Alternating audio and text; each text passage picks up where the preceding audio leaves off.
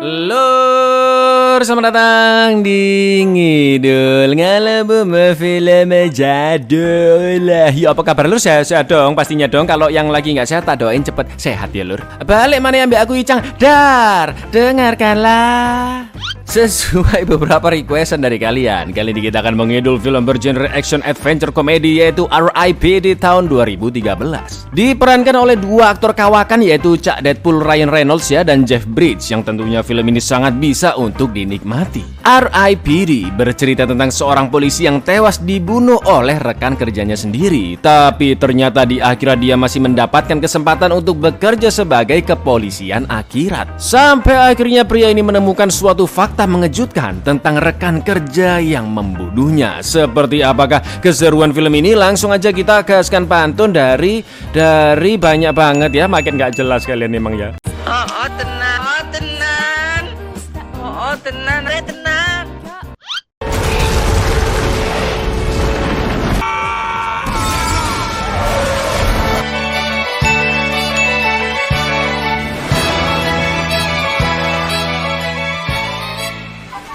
Film diawali dengan seorang pria bernama Nick yang menyembunyikan harta karun temuannya berupa emas kuno di bawah pohon jeruk. Nick bekerja sebagai polisi di Boston dan dia memiliki istri yaitu Mbak Julia. Seperti biasa pagi itu setelah bermesraan, Julia pun pergi jogging sedangkan Nick berangkat kerja. Di kantor Nick bertemu dengan rekan kerja sekaligus sahabatnya bernama Bobby dan membicarakan tentang curian emas yang mereka lakukan saat sedang melakukan operasi narkoboy. Karena Nick merasa bersalah dan emas tersebut bukanlah haknya, maka dia berencana mengembalikan emas-emas itu dan berjanji tidak akan melaporkan Bobby yang masih menyimpan emas bagiannya. Tak lama kemudian kepolisian pun diperintahkan untuk mengejar Garza, seorang pengedar narkoboy kelas kakap yang sudah membunuh polisi dan memiliki 30 anak buah. Setelah mengepung kediaman Garza dengan dipimpin oleh Nick dan juga Bobby, mereka pun mendobrak masuk dan mulai membunuh anak buah Garza. Sampai akhirnya Nick melihat Garza yang berusaha kabur dan terus mengejarnya, tapi tiba-tiba Bobby muncul dari pintu lantai atas dan mengatakan jika dia tidak mau Nick menyerahkan emasnya. Tanpa banyak cincong, Bobby pun langsung menembak Nick hingga dia tewas. Dan inilah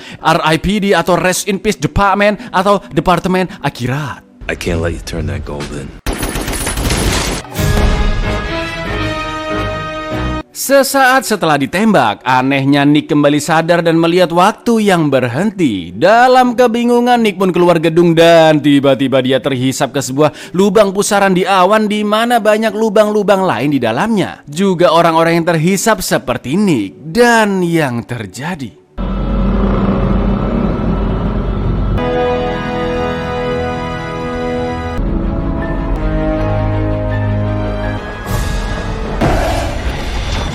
secara ajaib Nick berpindah ke sebuah ruang interogasi dan bertemu dengan mbak pengawas yang kita sebut saja Surti. Surti pun memberikan Nick pilihan antara langsung masuk ke penghakiman atau bergabung dengan Rest in Peace Department. Dan jika Nick setuju maka dia akan dikirimkan kembali ke Boston. Jelaslah Nick langsung setuju ya kan, karena dia belum siap akan kematiannya dan ingin bertemu dengan istrinya Julia. Padahal belum tahu tugasnya ngapain lur. Nick pun akhirnya mendapatkan tato petugas R.I.P.D. dan diantar menuju ke suatu tempat. Di tengah perjalanan terlihat penjara yang dihuni oleh para Dead-O atau manusia-manusia yang mati dan jiwanya telah membusuk, lalu mereka berubah menjadi monster. Tugas Nick nanti adalah menangkap Dead-O tersebut selama 100 tahun masa kerja di bumi. Karena sistem R.I.P.D. tidak bisa menampung semua orang mati setiap harinya yang bisa mencapai 150.000 orang. Nick pun akhirnya sampai ke Departemen Akhirat khusus kota Boston yang berisi manusia-manusia yang sudah mati dari berbagai era. Setelah itu Nick diperkenalkan dengan rekan kerjanya bernama Roy, seorang marshal yang sangat lugas, tegas dan sebenarnya suka bekerja sendiri. Mereka berdua pun langsung menjalankan misi dengan berteleportasi melalui toilet untuk sampai ke Boston.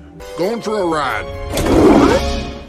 Mereka berdua keluar di toko elektronik dan sudah disediakan mobil berlogo toko tersebut untuk menyamarkan identitas sebenarnya. Di hari pertama Nick bekerja sudah pasti dia mendatangi pemakaman dirinya yang dihadiri oleh Julia juga Bobby si pengkhianat. Karena Nick sangat rindu dengan Julia, dia pun langsung menghampirinya, tapi anehnya Julia tidak mengenali sosoknya dan mengusir Nick pergi dari sana. Karena Nick masih ngotot ingin bertemu, Bobby pun akhirnya turun tangan dan jelas Nick makin emosi ya kan melihat wajahnya, tapi Bobby juga tidak mengenali dirinya. I'm sorry, I don't know you. Nick pun bertanya ke Roy kenapa tidak ada seorang pun yang mengenalinya. Roy pun menjawab bahwa semua petugas RIPD yang kembali ke bumi tidak memiliki fisik yang sama, bahkan suaranya juga berbeda, lur. RIPD tidak akan membiarkan petugas-petugasnya membuka identitas yang sebenarnya. Dan ternyata identitas mereka di bumi kayak begini dong. Really? An old Chinese guy? What about you? On the North Pole, I'll ice you, son.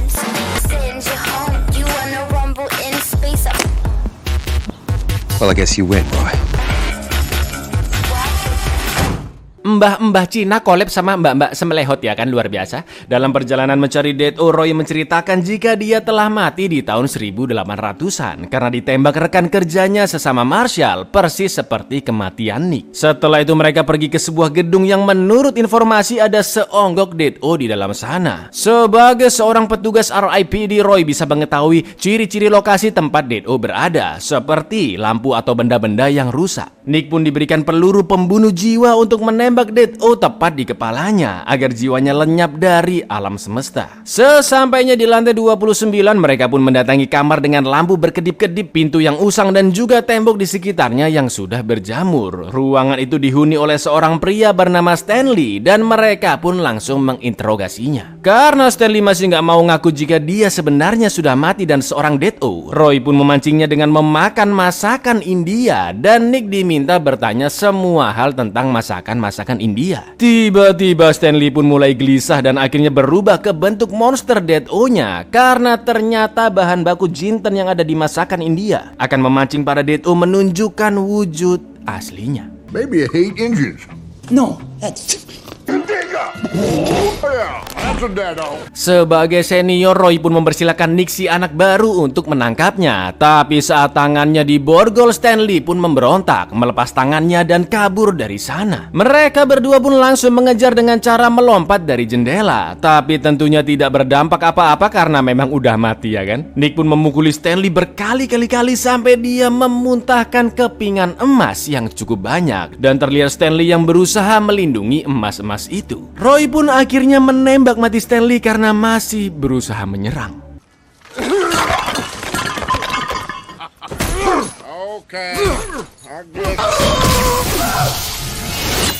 Melihat kejadian tadi, Nick pun bertanya-tanya kenapa Stanley sebegitunya melindungi emas-emas tersebut ya kan. Tapi karena Roy masih ngoceh nggak selesai-selesai, Nick pun langsung menguncal melemparnya sampai topi Roy terlepas. No, shut up. Shut up.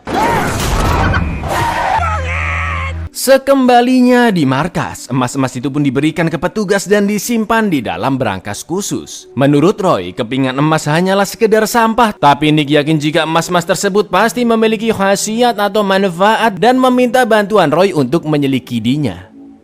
Mereka pun akhirnya menemui seorang Dead-O bernama Elliot yang tidak dibunuh karena ternyata menjadi informan Roy selama ini. Setelah ditanya tentang emas tersebut, Elliot pun mengaku dia tidak tahu kenapa para Dead-O menyimpannya. Nick pun akhirnya memberikan emas tersebut dan meminta Elliot untuk mencari informasi lebih dalam. Ternyata itu hanyalah pancingan Nick karena dia yakin Elliot mengetahui sesuatu tentang emas tersebut. Dan nah kan benar, terlihat Elliot yang keluar dari gedung sambil celingukan dan tiba-tiba dia memberikan emas itu ke seseorang yang tak lain tak bukan adalah rekan kerja Nick, yaitu Bobby.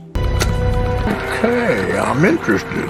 Mereka pun lanjut mengikuti Bobby yang berhenti di rumahnya Nick untuk menjenguk Julia. Diam-diam Nick dan Roy menguping pembicaraan Bobby yang dengan cerdiknya memancing Julia dengan mengatakan jika Nick telah mengubur sesuatu yang dicari-cari oleh polisi. Oh, jangan-jangan pohon jeruk ini, kata Julia. Dapatlah si Bobby emasnya ya kan lur, dan disimpan di dalam koper. Mereka pun lanjut mengikuti Bobby sampai ke sebuah bandara yang mana koper tersebut diberikan kepada Dead-O berbadan gemuk, yaitu Pulaski. Ketika ada kesempatan, mereka berdua langsung membawa Pulaski ke dalam freezer dapur dan Nick pun menaburkan bubuk jinten untuk mengancamnya. Bukannya panik, tapi si Pulaski ini malah menghirup bubuk tersebut karena dia sudah bosan menyembunyikan identitas Dead-O-nya. Yeah, let's do this. Meskipun berbadan ekstra jumbo dan terlihat belahan silitnya, tapi Pulaski ternyata sangat lincah, bahkan bisa berjalan di gedung layaknya Spider-Man. Kekacauan dan kepanikan pun terjadi karena masyarakat melihat sosok yang sangat mengerikan, juga mbah-mbah Cina dan seorang wanita semelehot yang terancam nyawanya. Somebody call 911. I'm okay. Gotta go.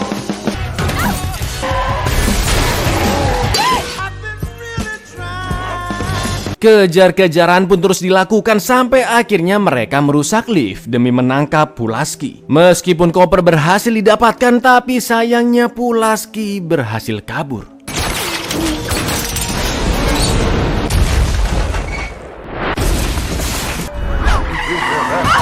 Thank you very much.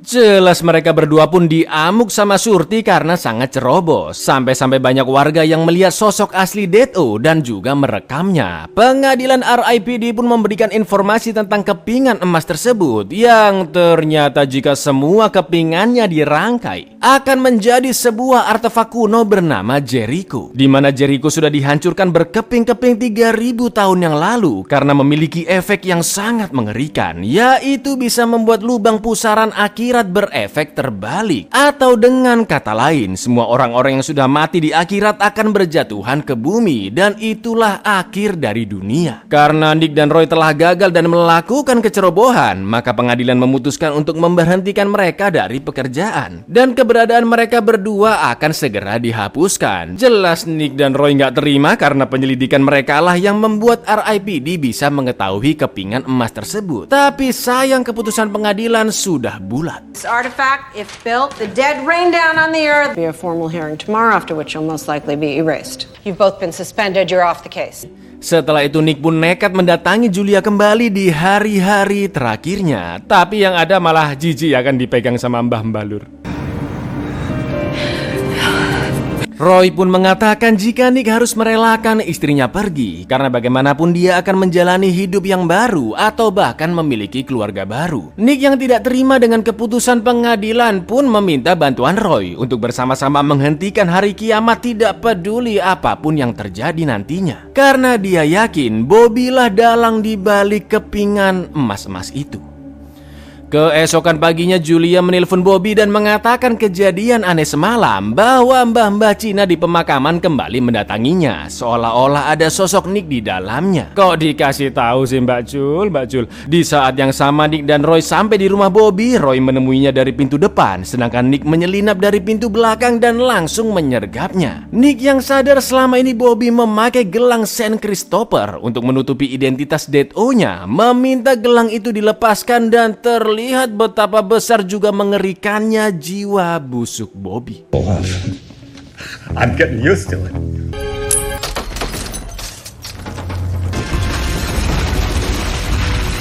Anehnya Bobby pasrah menyerahkan dirinya dan membiarkan emas-emasnya diambil. Lalu sesampainya di markas RIPD, barang-barang Bobby pun disita, termasuk sebuah benda setengah lingkaran yang sangat aneh. Petugas pun membuang benda itu ke keranjang di mana sebelumnya ada Dead-O lain yang juga membawa benda setengah lingkaran tersebut. Ternyata itu adalah bom yang bisa memperlambat waktu. Bobby dan sekutunya sudah merencanakan hal ini untuk mengambil semua emas-emas yang ada di brankas RIPD, dan mereka pun langsung kabur ke bumi.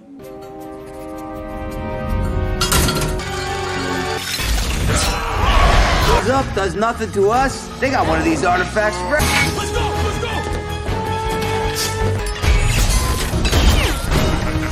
Emas-emas pun mulai dirakit dan lubang pusaran mulai terbuka secara random di berbagai titik. Nick dan Roy pun membunuh beberapa Dead-O yang berusaha melawan dan langsung OTW ke gedung persemakmuran tempat Jericho berada. Terlihat banyak Dead-O yang mengejar mereka, dan karena Jericho belum terpasang sempurna, pusaran tersebut tidak bisa mengeluarkan orang-orang mati dari akhirat, tapi menyedot segala hal yang ada di sekitarnya dengan sangat brutal.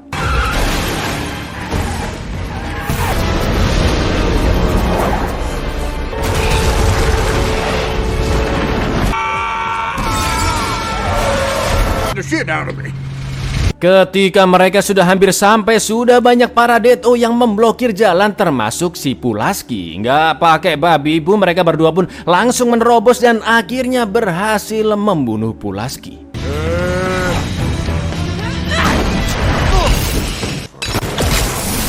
Di lain sisi, Bobby membawa Julia ke gedung persemakmuran dan akhirnya menunjukkan wujud Dead-O aslinya. Inside. Listen, there's something I should tell you. It's...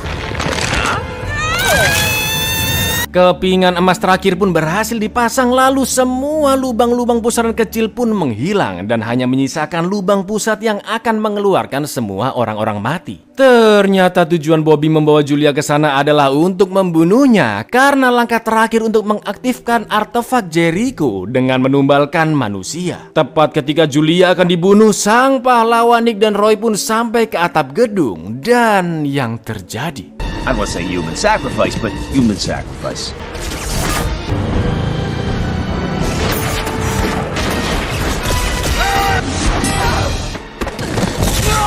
Tembak-menembak tidak terelakkan dan di saat yang sama darah Julia tersedot ke dalam Jericho lalu mengeluarkan energi yang merusak sistem portal akhirat. Tapi tidak ada kata terlambat bagi mereka. Nick akan melawan Bobby sedangkan Roy akan mengurus artefak Jericho. Satu persatu Dead-O pun dibunuh dan hanya tersisa Bobby. Tapi ya namanya film ya kan, pelurunya Nick habis dong. Nick pun langsung dihajar oleh Bobby sementara Roy yang kesulitan menghancurkan Jericho pun memiliki ide cemerlang untuk menarik mobil yang tersangkut di atas gedung lalu menjatuhkannya ke arah Jericho sampai akhirnya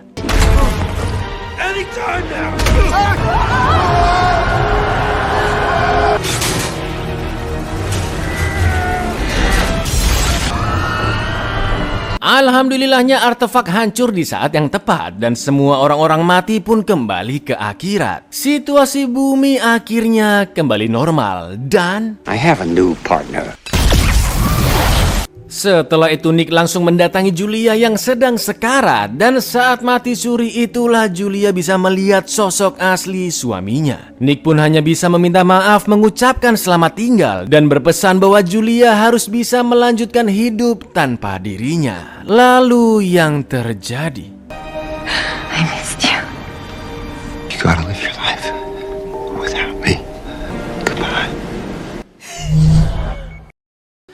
setelah insiden tersebut karena kelalaiannya, Roy dihukum tambahan masa kerja selama 53 tahun di bumi. Di mana itu sudah ketiga kalinya Roy mendapatkan tambahan masa kerja. Ya berarti kira-kira udah 200 tahunan lah Roy di bumi ya kan Lur. Sedangkan Nick sebagai anak baru hanya diberi peringatan dan menjalani masa kerja normal sesuai undang-undang yaitu selama 100 tahun masa bumi. Ternyata selama ini Surti naksir dan jatuh cinta dengan Roy. Bahkan dia menggigit janggutnya sebagai simbol kasih sayangnya. Di akhir film, kedua partner yang sering bertikai ini pun akan melanjutkan misinya. Identitas Roy tetap menjadi mbak-mbak semelehot, sedangkan identitas Nick akhirnya diubah menjadi I knew you weren't happy with Grandpa Chen.